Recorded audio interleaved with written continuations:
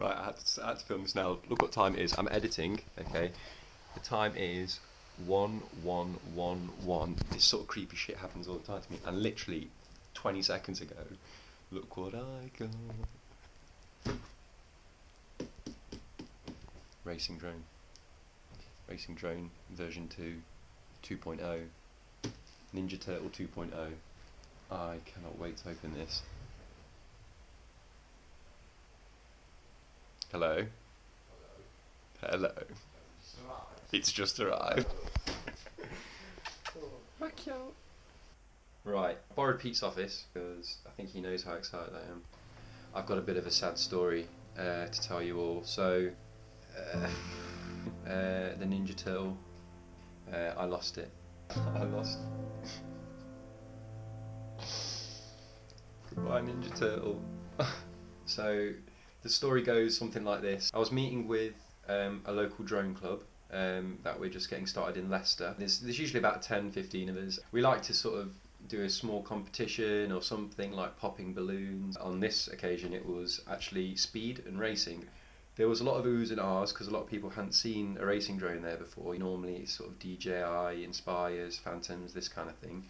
And I turned up with the Ninja Turtle, and for the start there were several things. I couldn't get the FPV working on it, and then I really decided to sort of see if I could break some sort of speed record, like I'm some sort of pioneer test pilot. Anyway, so I was flying overhead at quite a fast speed. I kind of flew into the direction of the sun, and at that precise moment there were about 2,000, 3,000 birds suddenly took off to the sky. Literally a sky, a 360 degrees sky, but I've never seen so many birds, honestly. And I completely lost track of this thing. And then the worst part was, obviously, with the sun, there was no way I could maintain orientation. I couldn't even identify which one it was. The guys were really awesome. I mean, I'd lost it in the perfect place. We had like maybe 3 Inspires and like 3 Phantoms, and like just everyone was just going in all the directions, and like even despite that help, I was on the field for about 3-4 hours just trudging, reflecting on what I'd done and why didn't I get the camera feed working, why didn't I install a buzzer. I didn't install a buzzer, so there was no buzzer, no camera feed. No real way of finding this thing apart from sheer luck. But anyway, kind of spent the last few days focusing on my simulator work. It's definitely helped. I mean, if you've not checked out Liftoff, you should do it. I mean, yeah, it feels really cool. I feel like I can do some acro. I've not done any acro yet, but the problem was I didn't have a drone, so that's what this is about. I am absolutely stoked right now. I can't wait to open this thing. Okay.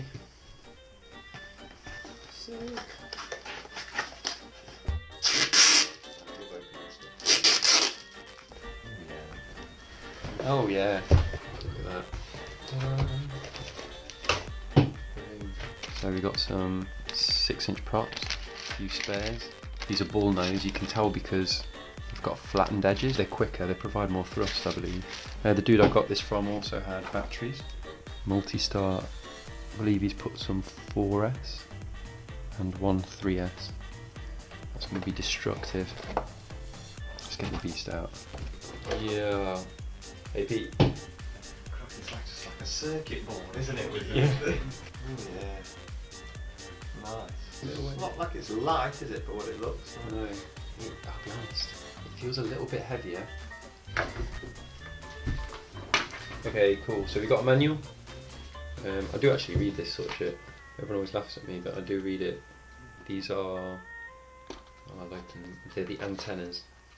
Now the antennas are quite strange.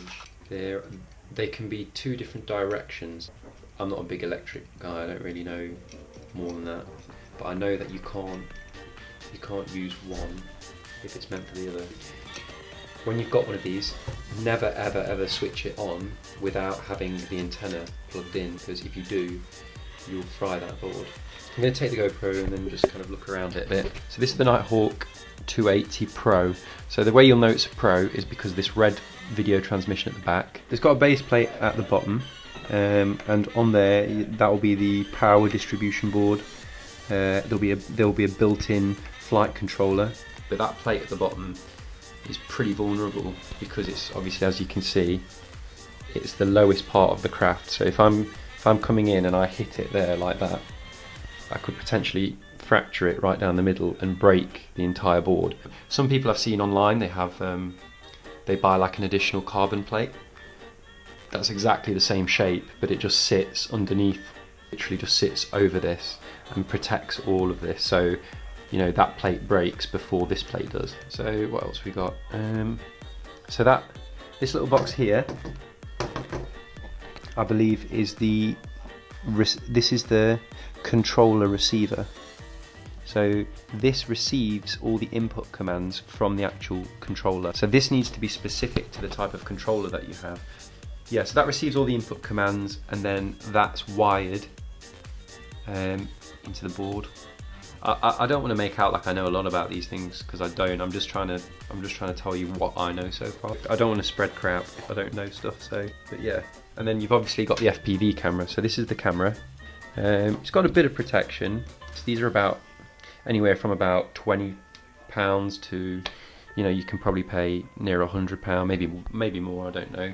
The problem is people get really confused because they want best quality. Obviously, you want to fly like with really good vision, but the problem is the higher the quality of the camera, the more data that needs to be transmitted to the goggles, and with more data means it takes longer, so there's more lag, so you're not getting the low latencies that you'll need. But people often like try and dump loads of money and stuff, but you get a really good make, but not highest resolution, so maybe like a 600 TVL I think is what people, or 650 or something like that. You know, you can get like a 1200 or more, or HD or whatever, but all of that stuff, it just adds latency, and you don't want that as a FPV racing pilot. You want to keep it really low latency. So yeah, and it comes with this pretty funky LED bar, and I think that's actually switched on. Well, I'm not sure where it's switched on, I'll have to look into that, but oh, it's got let's look at the motors as well quickly just to see what it's got on. So it's got MT2204 2300 kV. So the first two numbers, 22, are the width, 04 is the height of the stator, I imagine, so it's about 4mm. You can get 05, which are a bit taller, and 06, which are even taller than that. And with taller motors, it adds a bit of weight, but the idea is it adds a bit of power. But the next set of numbers, 2300 kV, it doesn't mean some voltage or something like it. It basically means how quick the rotator can spin with no resistance. If you have a smaller drone, you'll have smaller motors, and then generally, as far as I've seen, the kVs tend to go up, so they can go up to like 3000 kV. But yeah, so I don't know. Hopefully that's like a quick rundown of what all the parts are, what it means.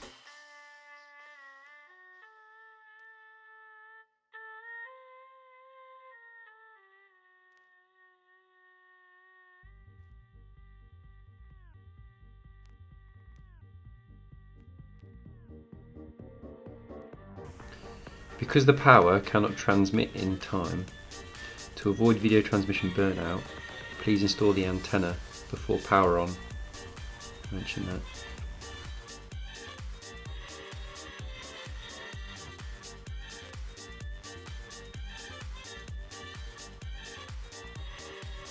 Man, it's gorgeous. I do love it. So I've got to show this to Rav, because Rav needs to name this, because the last one was the Ninja Turtle. I don't know what he's going to call this. I'll wait till it's fully done first and everything's on, and then I'll give it to him and let him come up with a name. Anyway, right, cool. I'll see you guys soon. Hello. Hey guys. It's been a few days since I recorded the unboxing. I've decided to... I've not shown it to Rav yet, and Rav's not named it, so I'm going to leave it to YouTube. Yeah, if you guys want to like make a comment on what you think the name should be, and I will basically, I'll pick my favourite and then in a future vlog announce what the new name is, and forever refer to it as that. So yeah, fire away. I've actually had an amazing day flying with it recently with my friend Luke, so I can't wait to get around to editing that and uploading that footage. I'll see you guys soon. Take care.